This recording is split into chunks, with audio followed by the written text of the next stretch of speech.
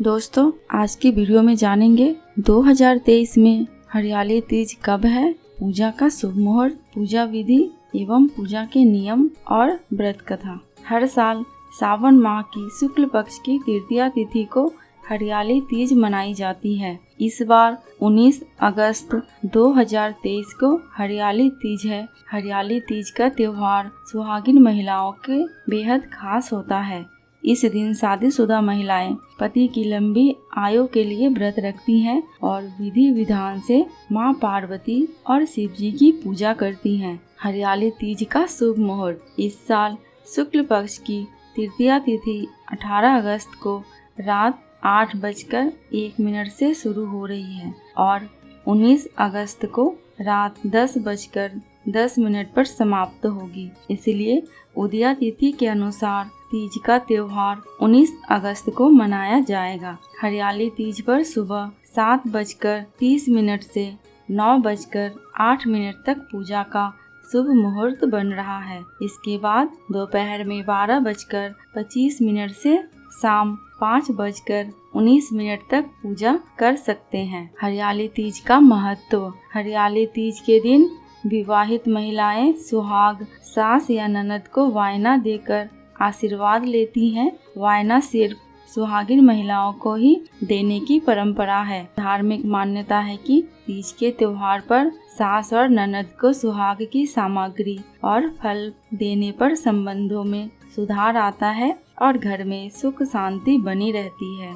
हरियाली तीज के दिन महिलाएं पति के अच्छे स्वास्थ्य और लंबी आयु के लिए निर्जला व्रत रखती हैं। इस दिन हाथों में मेहंदी लगाने और 16 श्रृंगार करने का विशेष महत्व है।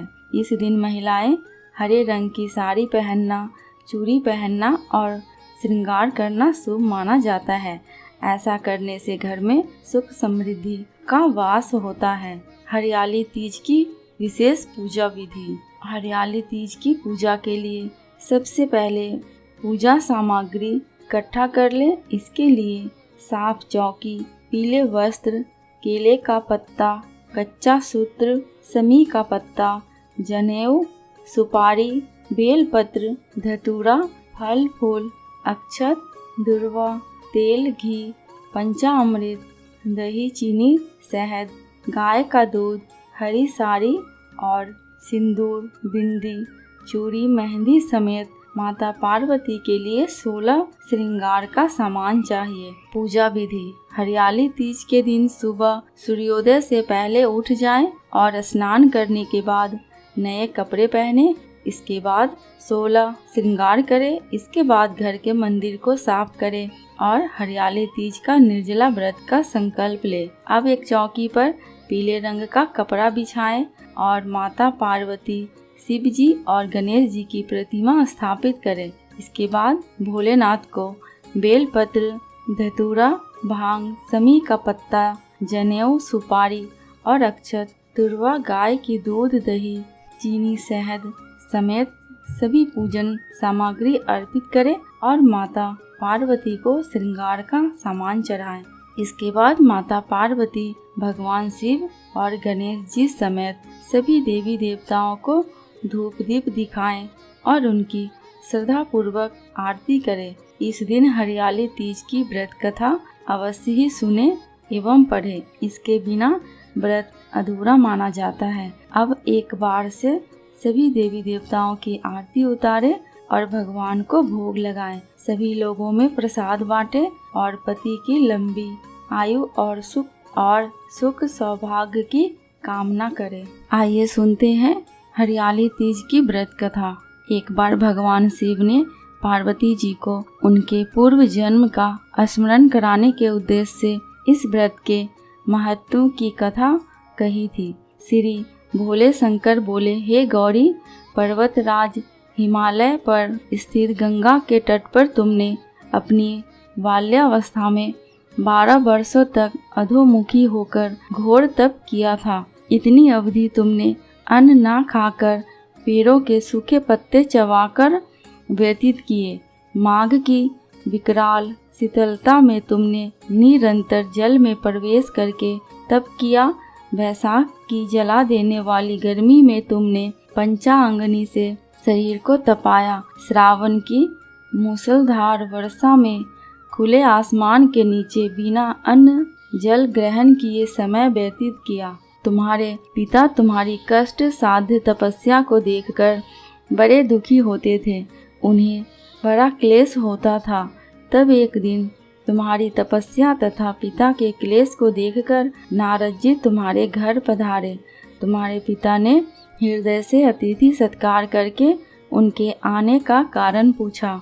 नारद जी ने कहा, हे गिरिराज, मैं भगवान विष्णु के भेजने पर यहाँ उपस्थित हुआ हूँ। आपकी कन्या ने बड़ा कठोर तप किया है।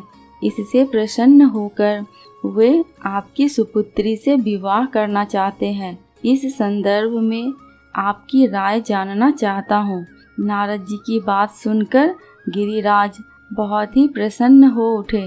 उनके तो जैसे सारे क्लेश ही दूर हो गए। प्रसन्न चित्त होकर वे बोले, श्रीमान, यदि स्वयं विष्णु जी मेरी कन्या का वरण करना चाहते हैं तो भला मुझे क्या आपत्ति हो सकती है। वे तो साक्षात ब्रह्म है।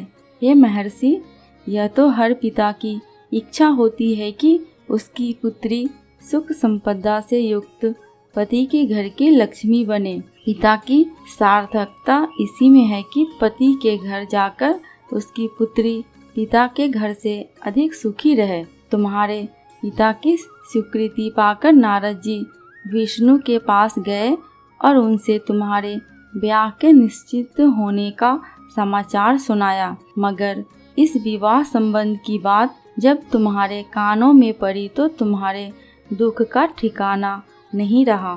तुम्हारी एक सखी ने तुम्हारे इस मानसिक दशा को समझ लिया और उसने तुमसे उसका कारण जानना चाहा। तब तुमने बताया, मैंने सच्चे हृदय से भगवान शिव शंकर का वरण किया है, किंतु मेरे पिता ने मेरा विवाह विष्णु जी से तय कर दिया। मैं विचित्र धर्म संकट में हूँ। अब क्या करूँ?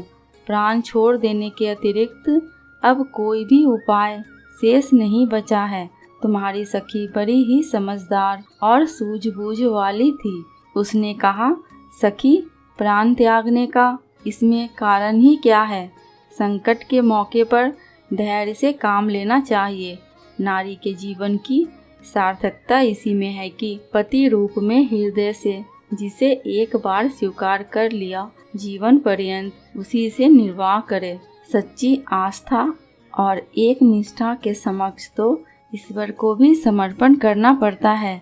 मैं तुम्हें घनघोर जंगल में ले चलती हूँ, जो साधना स्थली भी हो और जहाँ तुम्हारे पिता तुम्हें खोज भी ना पाए। वहाँ तुम साधना में लीन हो जाना। मुझे विश्वास है कि ईश्वर अवश्य ही तुम्हारी सहायता करेंगे। तुमने ऐसा ही किया। तुम्हारे पिता तुम्हें घर पर ना पाकर बड़े दुखी तथा चिंतित हुए। वे सोचने लगे कि तुम जाने कहाँ चली गई। मैं विष्णु जी से उसका विवाह करने का प्रण कर चुका हूँ। यदि भगवान विष्णु बारात लेकर आ गए और कन्या घर पर ना हुई तो बड़ा अपमान होगा।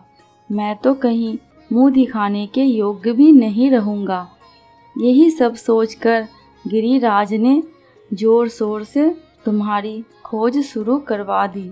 इधर तुम्हारी खोज होती रही और उधर तुम अपनी सखी के साथ नदी के तट पर एक गुफा में मेरी आराधना में लीन थी। भाद्रपद शुक्ल तृतीया को हस्त नक्षत्र था। उस दिन तुमने रेत के शिवलिंग का निर्माण करके व्रत किया। रात भर मेरी स्तुति के गीत गाकर जागी। तुम्हारी इस कष्ट साध्य तपस्या से प्रभाव से मेरा आसन डोलने लगा। मेरी समाधि टूट गई। मैं तुरंत तुम्हारे समक्ष जा पहुंचा और तुम्हारी तपस्या से प्रसन्न होकर तुमसे वर मांगने के लिए कहा।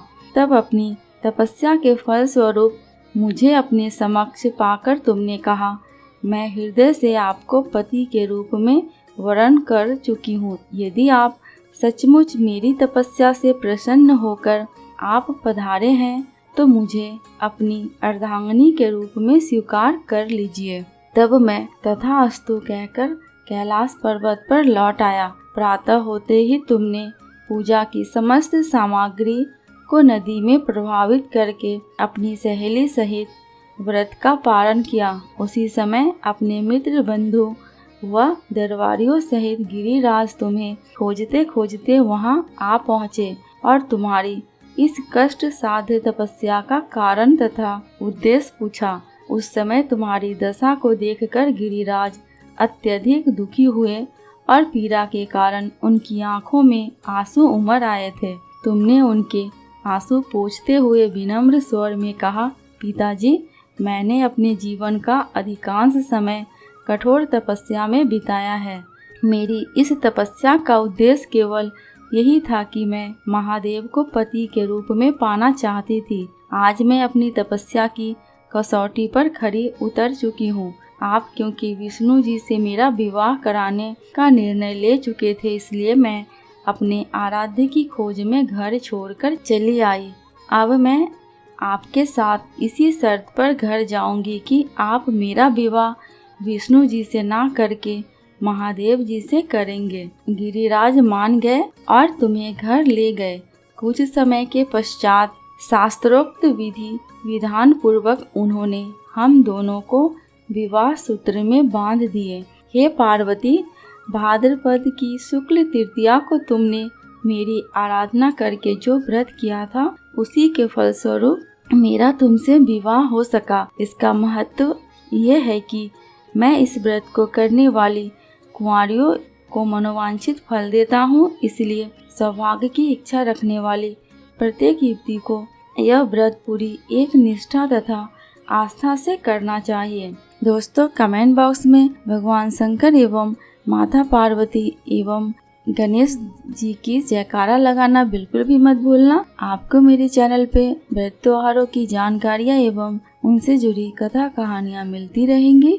अगर आपको ये वीडियो थोड़ी सी भी उपयोगी लगी होगी तो प्लीज़ मेरे चैनल को सब्सक्राइब करके मेरे वीडियो को लाइक एंड शेयर कर देना। अंत तक वीडियो में बने रहने के लिए आपका दिल से बहुत बहुत शुक्रिया।